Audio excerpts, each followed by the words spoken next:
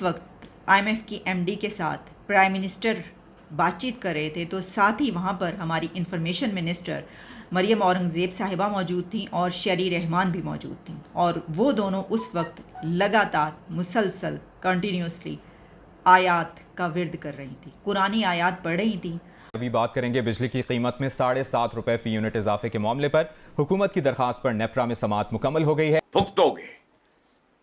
ये जो हम कहते हैं ना रैम मशरूत है।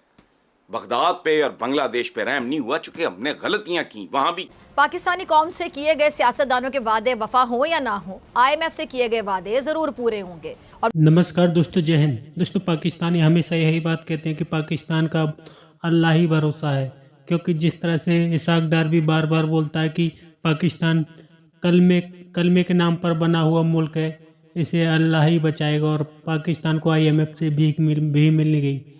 क्या है पाकिस्तानी मीडिया का रिएक्शन। वीडियो को स्टार्ट करते, लेकिन उससे पहले यदि आपने हमारे चैनल को सब्सक्राइब नहीं किया तो सब्सक्राइब करें। वीडियो पसंद आए तो लाइक करें, कमेंट करो और शेयर करें।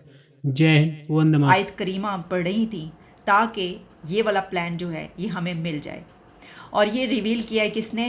अयाज सादिक साहब ने। हामिद मीर साहब के प्रोग्राम में वो गुफ्तगू कर रहे थे, जिसमें उनका कहना था कि उन्होंने एक इनसाइड स्टोरी बताई है। ये बताया है कि कैसे प्राइम मिनिस्टर ने उनसे बातचीत की और क्या हुआ। तो हम आपको ये बताते हैं कि क्या हुआ कुछ यूँ कि खैर जो कुछ हुआ वो आपके सामने ही है। आईएमएफ की तो एक एक ख़बर हम आप तक पहुंचाते रहे हैं जनाब, कोई ये नई बात तो है नहीं। तो ये जो यानी इतने बिलियन डॉलर जो है वो हमें दे देंगे। अब जो एक स्टैंड बाय एग्रीमेंट हुआ है, वो स्टैंड बाय एग्रीमेंट करने के लिए भी बहुत ज़्यादा कोशिश की गई। और जिस दिन एमडी साहिबा से मुलाकात होनी थी प्राइम मिनिस्टर की, तो उस दिन क्या क्या हुआ उनसे मुलाकात के दौरान।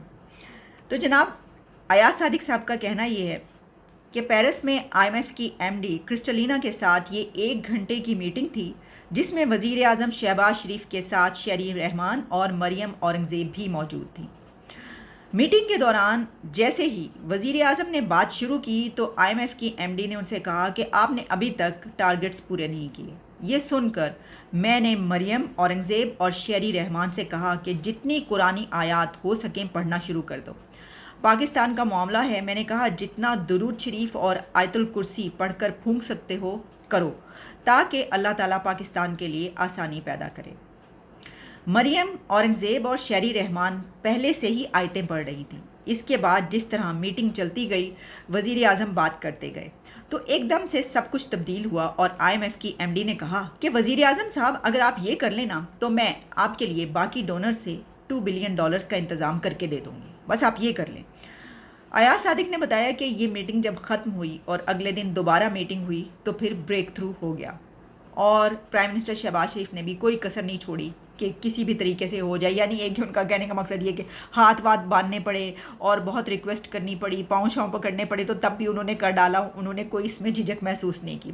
वो तो खैर वो खुद भी बताते, जैसे ही मीटिंग शुरू होती है तो वो जब बात करना शुरू करती हैं कि देखें आपने तो टारगेट्स कंप्लीट नहीं किए, तो अयाज सादिक साहब जो है वो दोनों ख़वातीन को कहते हैं कि देखो ये ज़रा फटाफट पढ़ना शुरू कर दो। उससे पहले ही कुरानी आयात पढ़ रही होती हैं।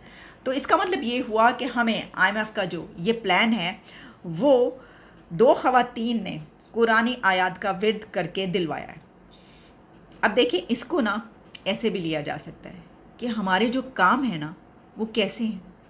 वो ऐसे काम है कि वहाँ पर आकर पढ़ते हैं कि जहाँ पर हम बैठ के सरों पे दुपट्टे ओढ़ के, जो मैचेस होते हैं ना इंडिया पाकिस्तान के बीच जो मैच होता है, आपको पता है आखिरी लम्हात ऐसे ही होते हैं। मुझे लगता है कि वो जो सीन मेरे सामने क्रिएट हुआ है ना, जो अयाज सादिक ने क्रिएट किया है, वो बिल्कुल वैसा सीन है। हम देखते हैं स्टेडियम में भी पहले ऐसा हुआ करता था, स्टेडियम में जो ख़वातीन आई होती थी सर पे दुपट्टा लिया हुआ है, आखिरी चल रहा है इंडिया और पाकिस्तान के बीच, तो जनाब मुसलसल जो है कुरानी आयात पढ़ी जा रही हैं और अल्लाह से दुआएं हो रही हैं बस किसी भी तरीके से हो जाएं।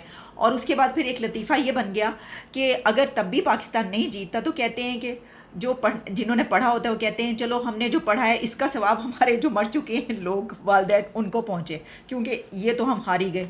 मौजूदा दौर में हमें शायद यही वफादारी नज़र आ रही है, और हैरान कुन तौर पर कोई भी सियासतदान चाहे वो हुकूमत में हो अपोजिशन में हो, खुद को झूठा तो साबित होने ही नहीं देता। उसके पास कोई ना कोई जवाब ज़रूर होता है, ऐसा ही है ना।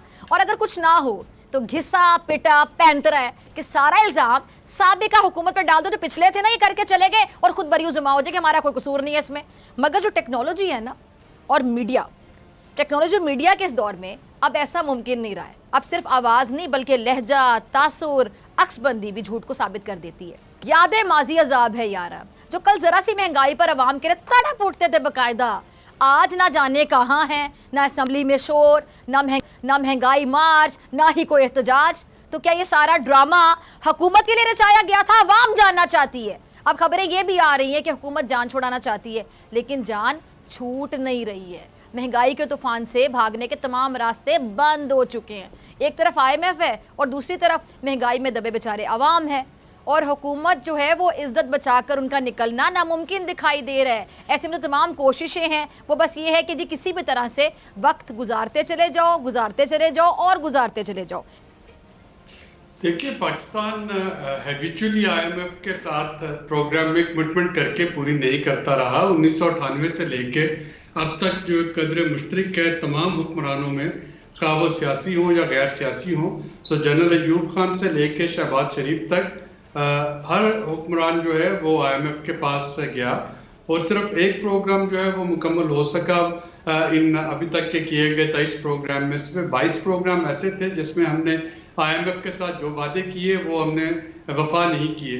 और जब एक दफ़ा आप वादा करके पूरा नहीं करते IMF में, तो उसकी मिसाल एंटीबायोटिक की तरह हो जाती है, जिसका कोर्स अगर आप पूरा नहीं करते तो अगली दफ़ा बीमार होने की सूरत में हाई पोटेंसी इस्तेमाल करना होती है, और फिर एक जगह जाके आपको ड्रग रेजिस्टेंस डेवलप हो जाती है कि अब वो दवा जो है वो कारगर नहीं रहती। तो पाकिस्तान तकरीबन उस स्टेज पे इस वक्त पहुंचा हुआ है कि आप जो लेटर ऑफ इंटेंशन होते हैं, जो कि प्रोग्राम मिलते वक्त वज़ीर ख़जाना और गवर्नर स्टेट बैंक साइन करते हैं, अगर आप पिछले 3-4 प्रोग्राम्स के लेटर ऑफ इंटेंशन साइन वो उनको पढ़ के देखें, लेटर ऑफ इंटेंट्स, तो उनकी हर्फ बहर्फ वो सेम होते हैं कि हम जी रेवेन्यू बढ़ा देंगे, हम एनर्जी सेक्टर डेट का खात्मा कर देंगे, हम स्टेट बैंक को ऑटोनॉमी दे देंगे, एक्सचेंज रेट को हम मार्केट रेट के मुताबिक रखेंगे, जो स्टेट ओन्ड एंटरप्राइजेज हैं उनके नुकसान को पूरा करेंगे। और उसके बाद सियासी, चूँकि ये नॉन पॉपुलर फैसले हैं, कोई भी हुकूमत उनको पूरा नहीं कर पाती।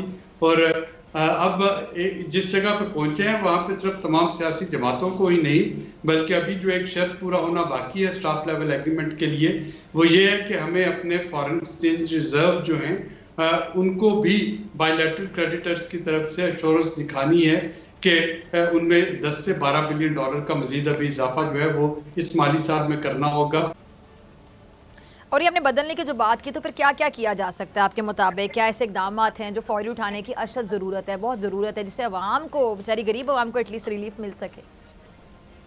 देखिए, इस वक्त जो तमाम शराइत जो पूरी की जा रही है, ये तो यानी इस बहस में जाए बगैर कि किसकी गलती थी, ये तो अभी पूरा करना लाजमी है।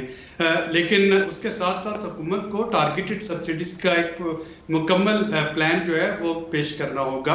IMF आपको टारगेटेड सब्सिडी देने से नहीं रोकता, वो इस चीज़ पे तो मना करता है कि आप जिस रेट पे मोटरसाइकिल या चिंची वाले को पेट्रोल देना चाहते हैं उस रेट पे लैंड क्रूजर वाले को पेट्रोल ना दें, या जिस रेट पे आप एक जो लाइफ लाइन कंज्यूमर है उसको बिजली देना चाहते हैं या गैस देना चाहते हैं, वो एक 2 कनाल में रहने वाले घर में नहीं दी जा सकती। लेकिन उसके लिए क्या हुकूमत के पास क्या टारगेटेड सब्सिडीज देने का इस वक्त क्या लाए अमल है, इस पे हमें बात करना होगी। हमें ये भी देखना होगा कि पिछली हुकूमतों की जो सब्सिडी थी, जैसे अभी रमज़ान की आमद है, तो क्या ये जो सस्ते बाजार थे, क्या ये एक इफेक्टिव और एफिशिएंट तरीका है सब्सिडी देने का, या इसका कोई और तरीका जो है वो निकाला जा सकता है, जैसा कि पिछली हुकूमत जो थी वो एहसास राशन स्कीम के नाम पे डायरेक्ट पेमेंट देना चाह रही थी। तो थोड़ा सा इन चीज़ों की डिटेल जो है इस पे हुकूमत को काम करना चाहिए, क्योंकि यहाँ पे की बहरहाल ये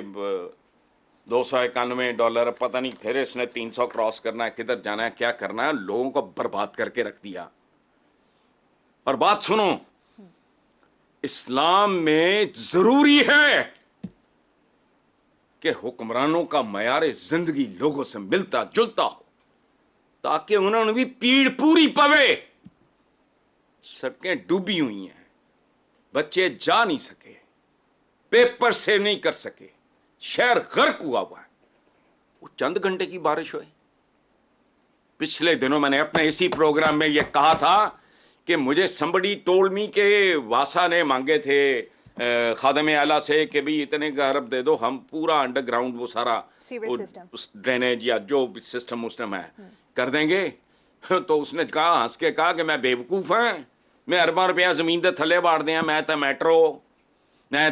तो दोस्तों पाकिस्तानियों को अल्लाह के नाम पर भीख भी मिल रही है, क्योंकि जिस तरह से पाकिस्तान का पूरी तरीक़ा से IMF से भीख मिलने का भरोसा टूट गया था, लेकिन आखिरी वक्त में पाकिस्तान को IMF ने भीख दे दी, जिससे पाकिस्तानी बड़े जश्न मना रहे थे। लेकिन पाकिस्तान का जश्न अभी भी खतरे में पड़ता हुआ दिखाई दे रहा है, क्योंकि पाकिस्तान लगातार संघर्ष कर रहा है और पाकिस्तान की इकॉनमी अभी भी पटरी पर नहीं आ रही, क्योंकि जिस तरह से डॉलर ने IMF की भीख मिलने के बाद पलट पार किया है, उससे पाकिस्तानियों के होश से उड़ गए हैं। क्योंकि पाकिस्तानियों को उम्मीद थी कि IMF से पैसे मिलने के बाद पाकिस्तान में डॉलर सस्ता हो जाएगा, लेकिन डॉलर ने उल्टी रफ्तार लगा दी, जिससे पाकिस्तानियों के होश उड़े हुए हैं। क्योंकि लगातार पाकिस्तान में महंगाई बढ़ रही है, जिससे फिजा खलीफा भी परेशान है। फिजा खलीफा बार बार कह रही है पाकिस्तानी हुक्मरान अपने लिए तो सब कुछ कर रहे हैं, लेकिन पाकिस्तानी अवाम के लिए कुछ नहीं कर रहे, और IMF के आगे भीगी बिल्ली बन गए और IMF की हर एक शर्त मानने को तैयार हो चुके हैं। आपकी क्या राय कमेंट में जरूर शेयर करें।